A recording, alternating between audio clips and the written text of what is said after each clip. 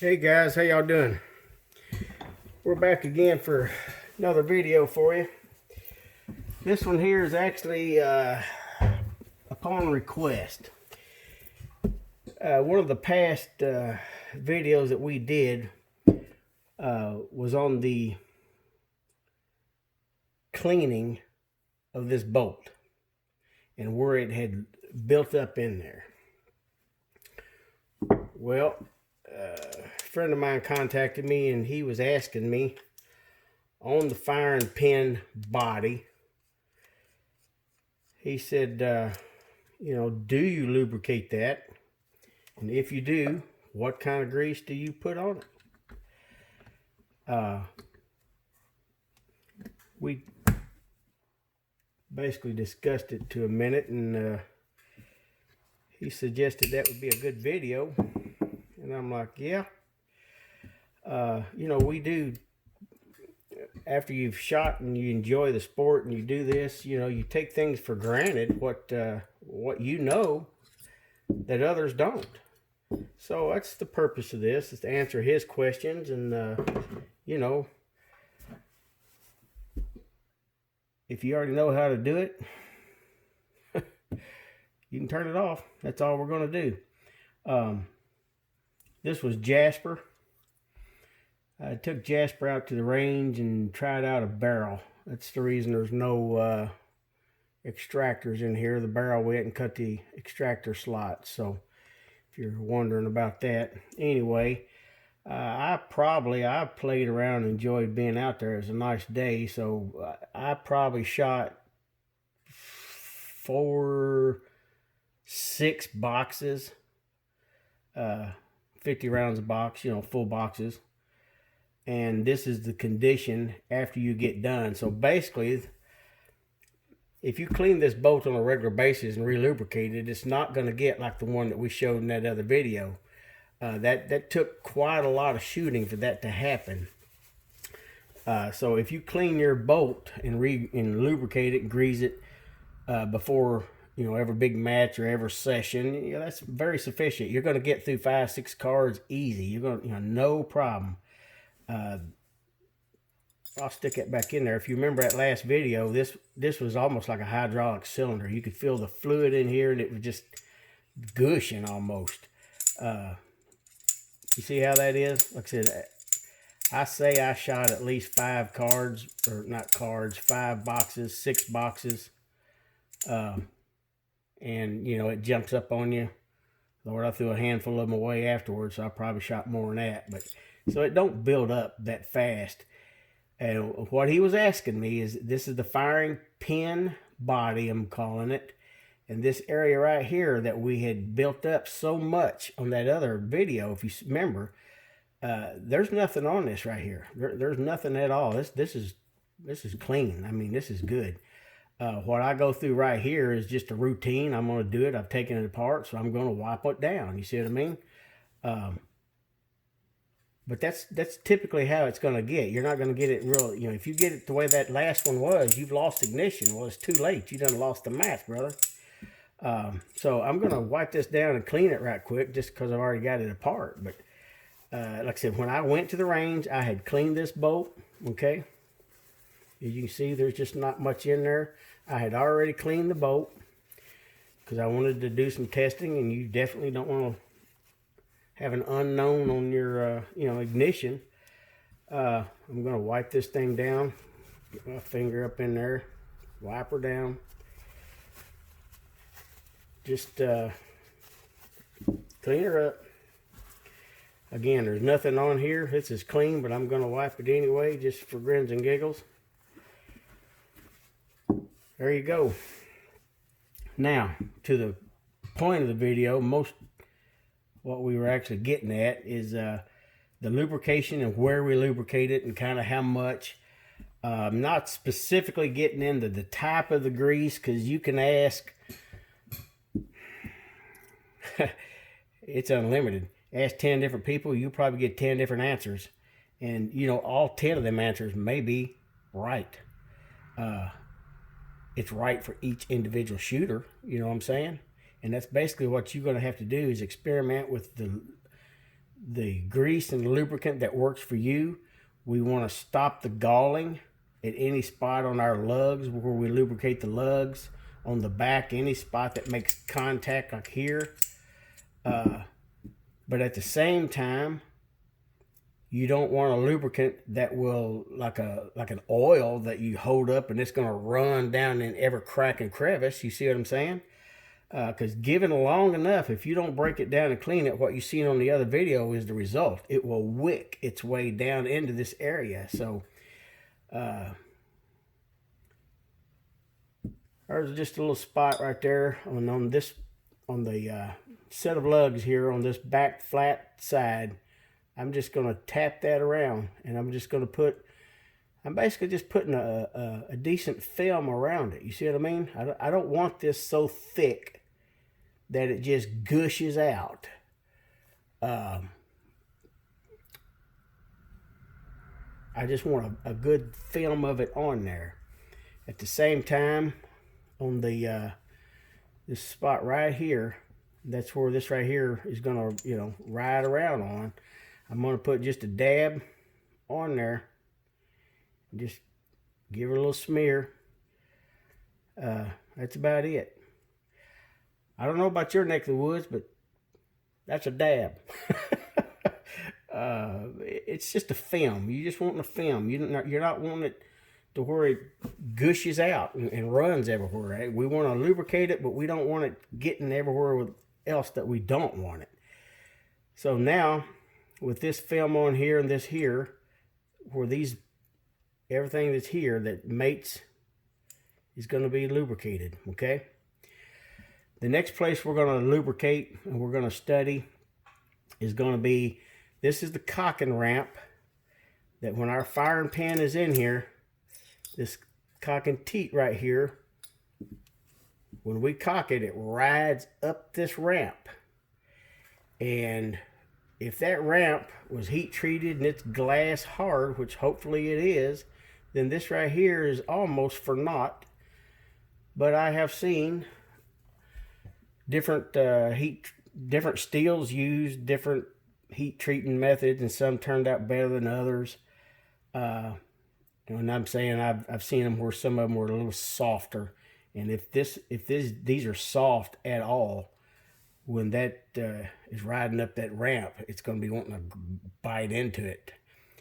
Glass hard is slick and it slides right up it. But so give it just same way, just a film on there. You're not wanting it to build up to where it wants to start pouring down in here. You see what I'm saying? We got a film on that. By the same token, on this little teat right here, we're just going to put just a small little spot right there and kind of smear on there.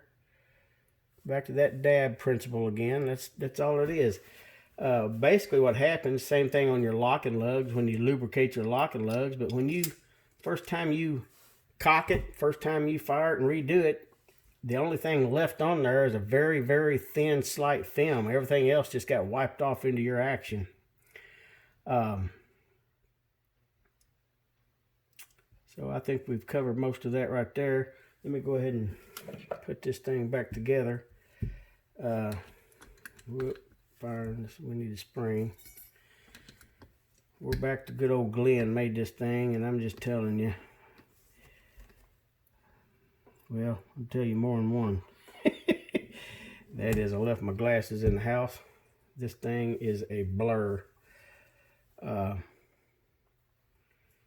If it wasn't for this tool here, Jeff wouldn't be able to see it even, which I'm not sure I can see right now, but bear with me. We'll get this pin back in this jewel. There you go. There she goes. Lord have mercy, I should have got my glasses. You younger guys, yeah, it's coming. Anyway, we got it together, even without the glasses. Okay, put this back in here. So basically, that's all we're doing right there. I'm gonna go ahead and we'll cock her. As you see right here, that's where the cock and teat rode up the ramp. We put that small little smear there. Here's where the lugs are making on this shoulder, fitting on this shoulder. And the firing pin itself, or not, this is the pin, but the firing pin body down through here has no lubricant whatsoever. Obviously, we're going to put a smear on the lugs themselves.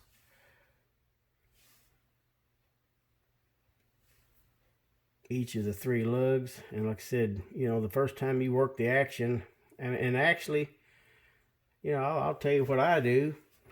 When I sit down to fire my first rounds, all right, you put that grease on each of your lugs.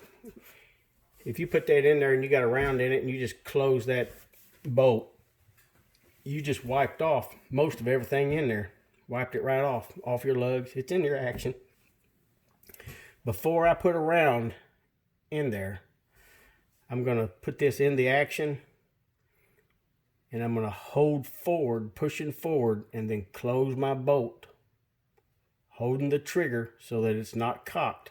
Hold the trigger, push forward on the bolt, ease the bolt closed, and at that point I kind of pull back with a little bit of pressure and recock it and open it, take it back out. And basically what I did by pushing forward when I closed the bolt without a round in it, that small little bit of give that's in there, I'm trying to get that grease brought down and smeared back up evenly instead of just completely wiped off my lugs. I hope that makes sense to you. Because once you use it a few times, you know, that's the reason. After you've shot a card, then you're not going to obviously disassemble this bolt and relubricate it. Not going to happen in the middle of a match. What you are going to do is relubricate each of your lugs.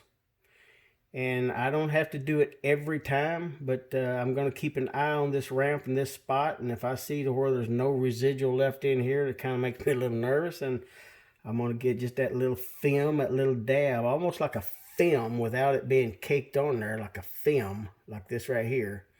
All right, that's just a film. You can't really even see it on my finger. But on the lip of this, when I rake, that little film that's on there catches right here. It's the way I'll go about it. You're going to be fine if you clean this bolt. You know, if you shot a tournament and you shot 6 cards before you go to another. I mean, if you're going to the range to shoot, I mean, we're spending money on ammo, and we're serious about it.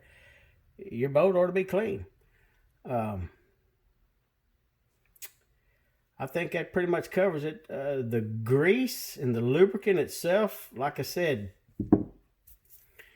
you talk to 10 different people, you're going to get 10 different answers. And I'm sure they're all great stuff. What you need to do is try, and you'll be like me. You're going to have a whole freaking drawer full of grease wondering what you're going to do with all that crap. But a few of them, this is CMD. This is an extreme pressure lube. This stuff, if it gets down into that firing pin and you don't clean this bolt regularly, it will flat out gum it up. You can kiss your ignition goodbye and do it fast. But you use it very, very sparingly, but I'll guarantee you will never have an issue with galling. This is excellent. The one Achilles heel on this stuff right here is in the winter months, if you're shooting and it's cold, just this little spot that we put down here and exactly how we lubricated it right now, that little film, this will make the boat, it's not hard, but it makes it harder enough that it's irritating to me. So I really don't use it when it's really cold, but in the summertime I do use that and I like it. Again, you're going to get used to what you like, what you use. You're going to dab your finger in it, see the elasticity, if that's such a word, whatever, how it adheres to the surface without, you definitely don't want thin, runny stuff that just goes right up into the bolt real easy. There's all kinds of it out there. And like I said, pro shop. Everybody in the world seems to make some fashion or form of it. So you'll just have to experiment around.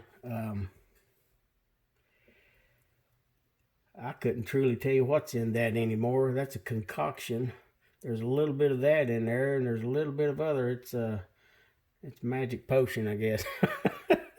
But I like it, and that's enough to last me my lifetime. Anyway, I hope that made it clear where we lube and or lubricate and where we do not lubricate, and pretty much kind of the amount. Like I said, talk to your buddies. Like I said, that's as in everything that I do. It's how I do it. It doesn't mean that there's not another way to do it that's just as good, that there's not another product that's just as good. It just means that's what I do, and it works for Jeff. If you're new, talk to your buddies, see what they use, and start building that massive collection of grease.